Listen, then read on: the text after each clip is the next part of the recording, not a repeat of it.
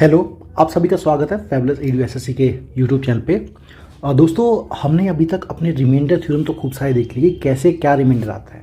लेकिन कुछ क्वेश्चंस आते हैं आपके इस तरीके के, जैसे मैं आपको लिख के बताता हूँ। क्वेश्चन होगा आपके लिए कि फाइंड रिमाइंडर इफ आपका 3x square minus 5x square plus 2x is divided by आपका x माइनस 1। ठीक है, अगर इस तरह का सवाल वो देता है तब क्या करेंगे। देखो दोस्तों, वैसे तो इसका लॉजिक क्या होना चाहिए कि मैं आपको दिखा देता हूँ कि लॉजिक तो होना चाहिए, डिवाइड ऐसे होना चाहिए, है ना। कभी हम 3x square minus 5x square को रखो और यहाँ पे प्लस 2x रखो और इसको आप x माइनस 1 से डिवाइड करो। तो पहले हम क्या देखेंगे, पहले हम देखेंगे कि यहाँ पे क्या है, x स्क्वायर है, यहाँ पे मेरा x स्क्वायर है और यहाँ पे ये x है। मुझे x स्क्वायर बनाना है, वो भी 3x स्क्वायर। तो मैं क्या करूँगा, यहाँ पे लिखूँगा 3x जब इससे मल्टीप्लाई होगा, ये जब मेरा इससे मल्टीप्लाई होगा तो ये बनेगा मेरा 3x स्क्वायर, फिर माइनस 1 भी मल्टीप्लाई होगा, माइनस 3x। ठीक है, तो अब आप इसको 3x, अच्छा ये क्यूब है दोस्तों, मैंने गड़बड़ कर दी, 3x क्यूब और ये भी क्यूब है, तो आप 3x स्क्वायर से करेंगे तो ये 3x क्यूब बनेगा माइनस ये। अब आप इसको माइनस करेंगे तो यहाँ पे आ जाएगा माइनस और माइनस बन जाएगा आपका प्लस, है ना, माइनस बन जाएगा आपका प्लस। तो ये क्या हुआ, ये तो दोस्तों दोनों कट गए, बच गया क्या, 5 में से ये गया तो आपका फिर से आया ये minus 5, minus 2x square plus 2x। और अब आप क्या करेंगे अगले स्टेप में, अब मुझे माइनस 2x चाहिए, तो यहाँ पे माइनस 2x स्क्वायर चाहिए, तो मैं यहाँ पे आप लोगों का माइनस 2x मल्टीप्लाई करूँगा, तो माइनस 2x और ये इस x से मल्टीप्लाई होगा तो ये बनेगा minus 2x square plus 2x, है ना। और ये दोनों मिलके कट गया, है ना, इसको माइनस करोगे तो ये बन जाएगा आपका प्लस और ये माइनस और ये दोनों कट गया तो पूरा कट गया। और जब कोई चीज़ पूरी कट जाती है तो उसका मतलब होता है कि इसका रिमाइंडर है 0। लेकिन कहानी इस बात की नहीं है, हमें ऐसे तो करना होगा नहीं। अगर कंपटीशन में हम ऐसे करने लग जाए तब तो बड़ी दिक्कत आ जाएगी भैया, है ना। तो हमें ऐसे करना नहीं होगा, तो कैसे करना होगा वो मैं आपको ठीक से समझाता हूँ इसके दूसरे वाले पेज पे। ठीक है, यहाँ समझते हैं, यहाँ समझते एक बात समझो दोस्तों।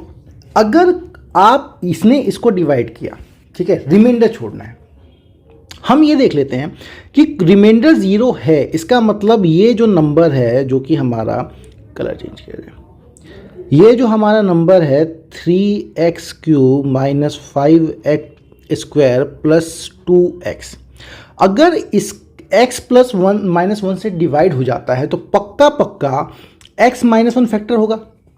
जैसे कि आप लोगों को एग्जांपल के दिखा देता हूँ मैं, कि जैसे मान लो कि आपका कोई 10 है, अगर 10 से 2 से डिवाइड हो जाता, पक्का 10 5 इंटू 2 होगा, तभी तो 2 इसे 2 काट देता होगा, है ना, और 5 आता होगा। कोई नंबर पूरा डिवाइड तभी होता है जब जो डिवाइड करने वाला है वो उस एक नंबर का फैक्टर है। ठीक है, वो उस एक नंबर का फैक्टर है। तो ये चीज़ क्लियर हो गई। तो अब देखिए, तो इसका मतलब सर ये जो नंबर है x माइनस डिवाइड करना, तो पक्का कुछ होगा कि एक x माइनस 1 एक इसका फैक्टर होगा और बाकी में कुछ होगा।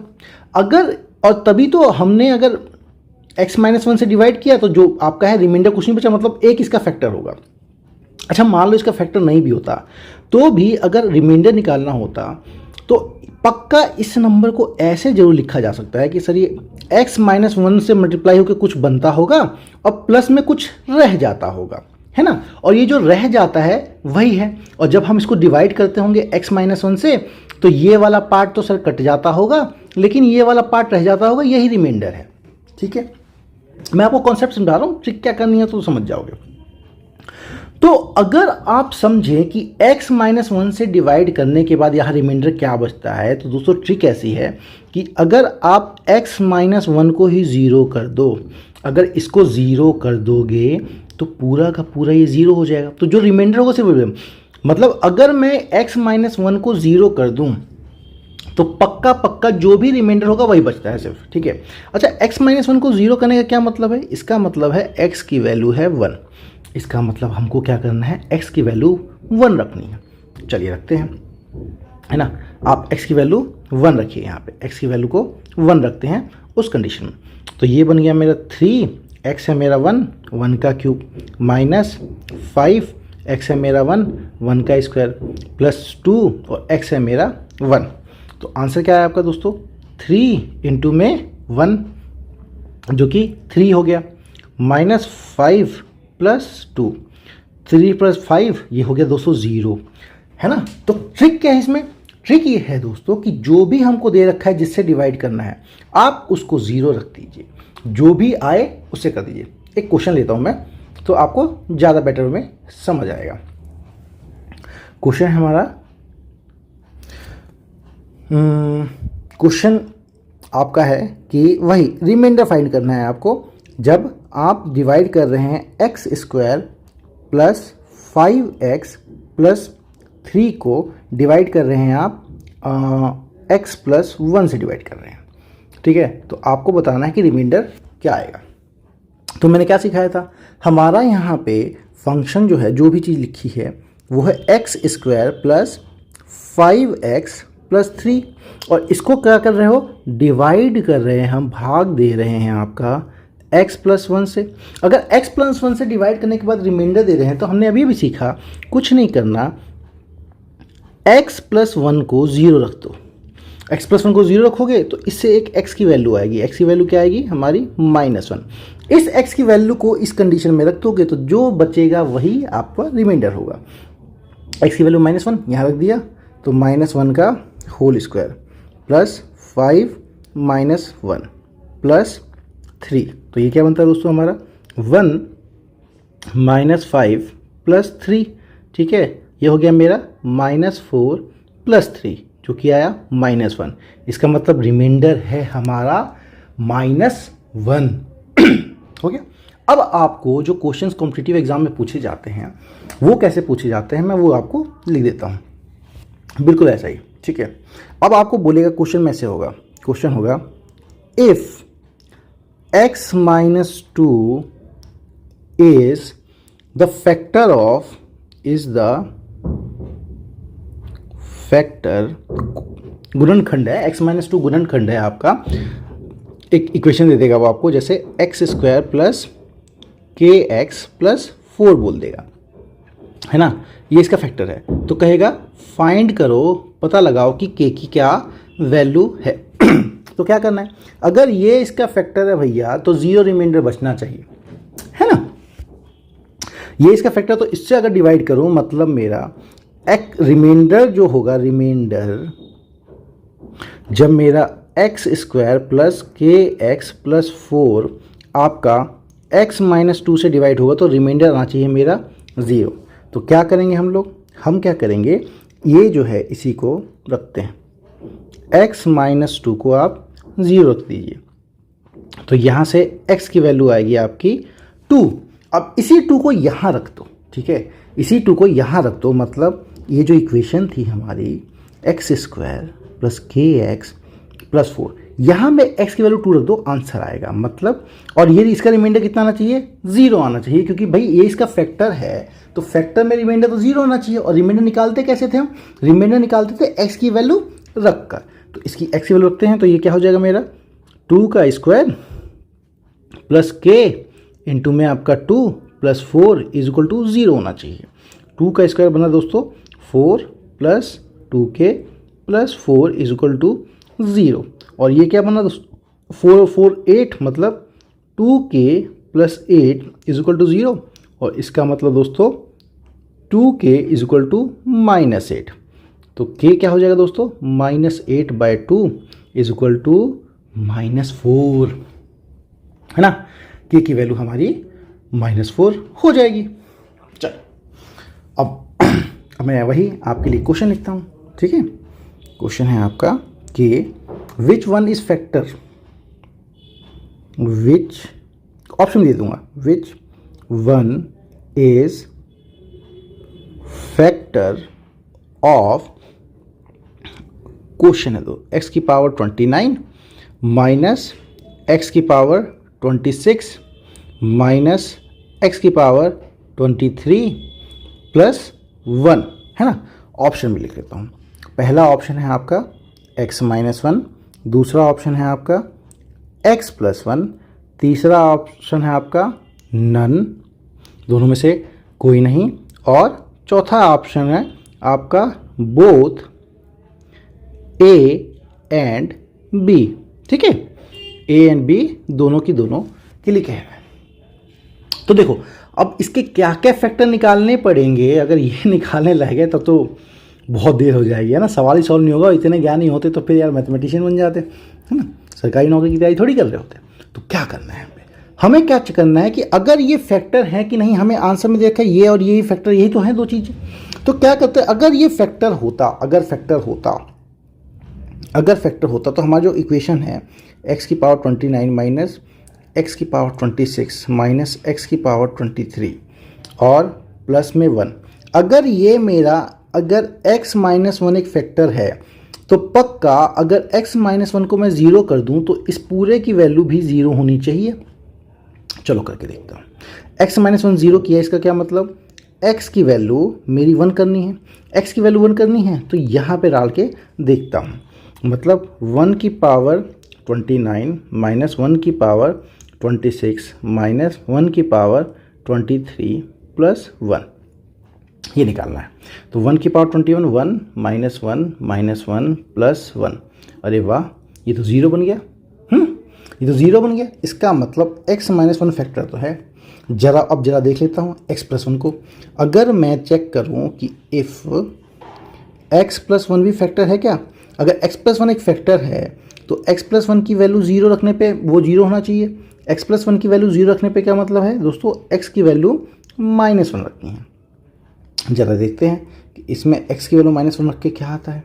तो ये आएगा माइनस 1 की पावर 29 माइनस 1 की पावर 26 माइनस 1 की पावर आपकी 23 प्लस 1, ठीक है। चलो ठीक है, अब इसको देखते हैं।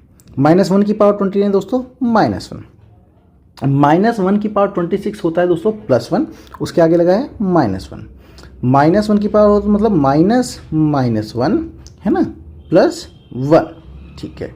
इसका मतलब माइनस 1 प्लस 1 मतलब 1 में से 1 गया 0 0 0, अरे वाह, ये भी 0, मतलब कि हमारे दोनों के दोनों ही उसके फैक्टर हैं, ठीक है। तो आंसर इज आपका both a and b are factors. Clear. चलिए नेक्स्ट पेज पे चलते हैं, नेक्स्ट सवाल। अच्छा, क्वेश्चन आपको वो ये भी पूछ सकता है, क्वेश्चन आपको पूछ सकता है वो कि x की पावर 51 प्लस 16, है ना, को अगर आपने x प्लस 1 से डिवाइड किया तो कह देगा फाइंड, वही रिमाइंडर क्या होगा। और रिमाइंडर जानने के लिए मैंने आपको समझा के रखा हुआ है, क्या करना है, कुछ नहीं, जिससे डिवाइड कर रहे हो उसको आपको 0 रखना है। मतलब x प्लस 1 को आपको 0 रखना है, और x प्लस 1 को अगर आपने 0 रखा तो इसका मतलब है दोस्तों x की वैल्यू हो गई माइनस 1। अगर x की वैल्यू है माइनस 1 तो माइनस 1 इसमें रख दो, किसमें, x की पावर 51 प्लस 16 में x की वैल्यू माइनस 1 रख दो, अपने आप रिमाइंडर आ जाता है। तो ये हो जाएगा माइनस 1 की पावर 51 प्लस में आपका 16, और ये बन गया मेरा माइनस 1 प्लस में 16, 16 में से 1 गया दोस्तों, दैट इज 15। तो 15 ही रिमाइंडर बचेगा, है ना। अब देखते हैं वो सवाल जो सबसे ज़्यादा इस चीज़ में आता है, सबसे ज़्यादा यही वैरायटी का सवाल पूछा जाता है ना। क्वेश्चन देखता हूँ आपको कि if x plus 2 and x minus 1 is the factor